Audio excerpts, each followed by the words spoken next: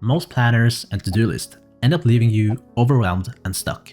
But I found one that actually works, even in the most hectic weeks. So in this video, I'm gonna walk you through that exact planner I've been using for years and given to my clients to effortlessly get more done every month, week, and day, no matter how busy your life gets. And I'm also giving you the planner for free, which you can get in the link below. So before walking you through the planner, let me walk you through the 3 biggest mistakes people make when planning and how this planner fixes them all. So let's look at mistake number 1. Most people's planning fails because of one simple reason. They approach their month, week, and day kind of like a badly planned road trip. Imagine you're going for a road trip and the first thing you try to do is to cram every single tourist spot along the way. Your schedule gets packed, you're rushing everywhere, and instead of just enjoying the journey, you just end up overwhelmed and stressed. And that is the first planning mistake, doing too much. When everything is trying to become a priority, then none of them really is, and nothing actually moves things forward. Let's move on to mistake number 2.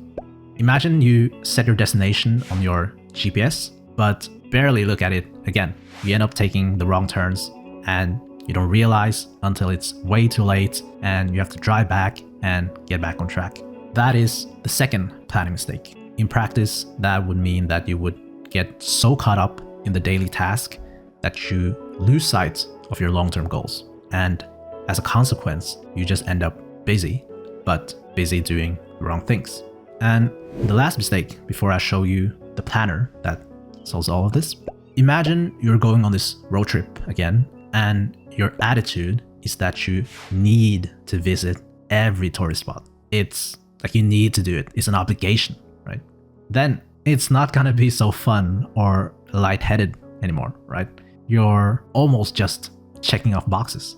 And that is planning mistake number 3, is that you are turning your to-do list into a must-do grinding list. You end up just losing all joy, energy, creativity, and ironically, you also end up less productive. So these 3 mistakes are what most people do, and that is why they end up not getting much done, overwhelmed, stressed, and stuck. So what if you could fix all these 3 mistakes with just one simple planner? That is what I'm going to show you next. And again, this template is linked for free in the description below. All right, guys, here is the planner, and I'm going to show you how to use it and how it solves those 3 problems we just talked about. All right. So yeah, just a just a simple banner here to, make you focus on the things that will move the needle. That will be the main focus for this whole template. And I'm really trying to keep it simple, right? Because simplicity is what's most effective, and it is what is going to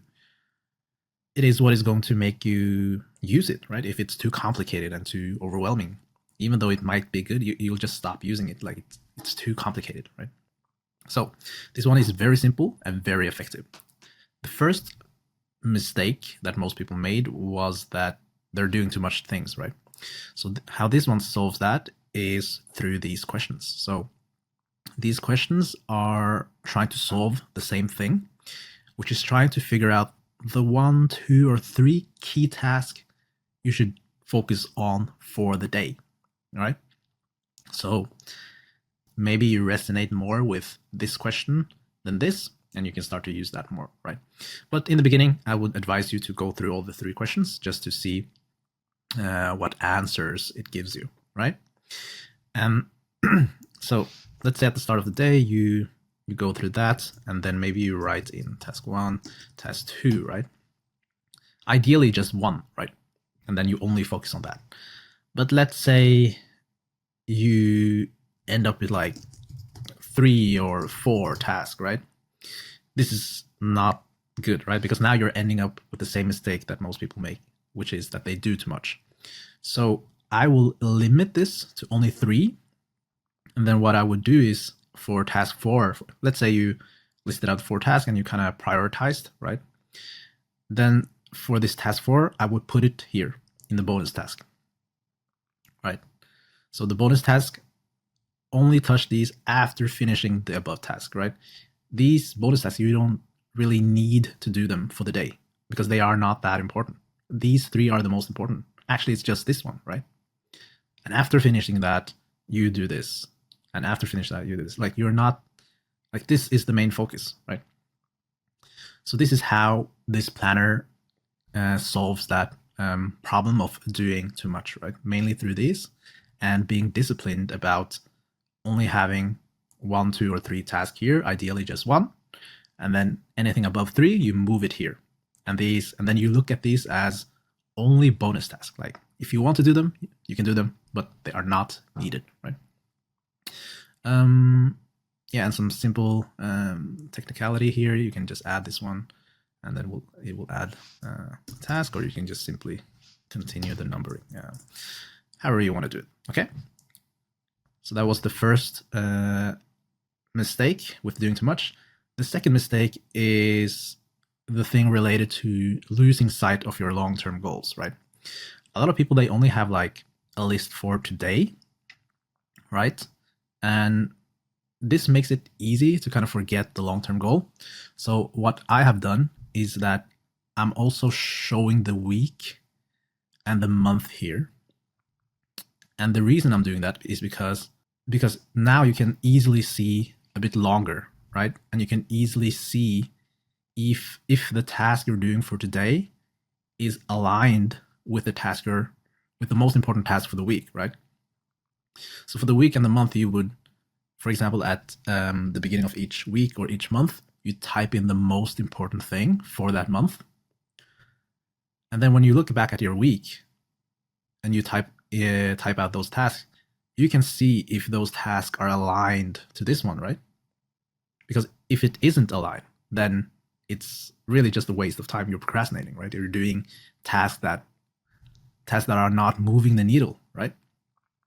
And the same, you list out the most important task for the week, and then you start to list out the most important task for the day, and then you can see, okay, are these tasks really aligned with the most important task for the week and the month, right? You can easily see that now.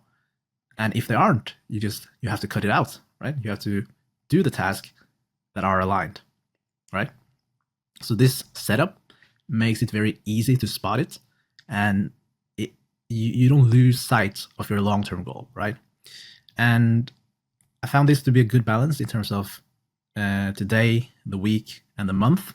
And of course, in my head, in my approach, I also have like another template that have my long-term goals, and the task I list here for the month will also be aligned to those long-term goals, right? So everything is aligned, right? Everything is focused, right? I'm minimizing the chance of me doing tasks that are not moving the needle the most, or tasks that won't get me anywhere, right? So that's the alignment. That solves the second problem or second mistake that most people make, right? Okay, and the third thing is this energy, this mindset of needing to do a task, right? As we talked about, this mindset really makes it kind of draining to do the task. You start hating it. You just start, checking off boxes, and you lose creativity, you lose energy, you lose motivation, right? So how does this template solve that? Well, it does it through a lot of ways. The first thing is that I actually call this a want to-do list, right? It's not like a need to-do list. So I'm kind of reframing in my mind already by the name of this to-do list. And the second thing is the wording here too. I'm asking, what is the one thing I can do today, right? It's a very subtle shift, but it does counter the needing effect, right? If you were to write, or if you were to think, what is the one thing I need to do? Now you're subtly getting into that needing mindset, right? Needy mindset. But I'm writing can here, and you can change this too. Actually, when I think about it, it would be better if what is the one to three things I'm blessed to do, right? You can change that to put you more in this gratitude mindset, right? And you can change it here too.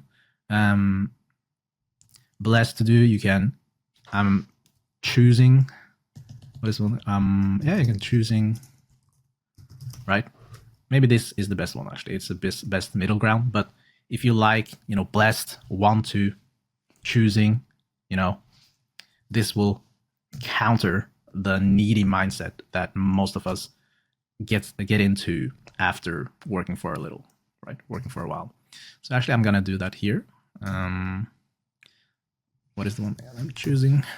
Oh, and then also here, right? Yeah. So that's kind of how I counteract that. You know, some periods of my life, I also like to do some gratitude exercises even before I look at my to-do list in the morning. That also helps a lot. And just in general too, right? Be just be more in a grateful state. Just think more of things that you're grateful for, right? It will counter this needy mindset a lot. And, you know, you will notice it after working maybe for a month. And then you suddenly you start to hate everything. Like you start to hate the task. It's not fun, right? Then you know, okay, now I need to change my mindset.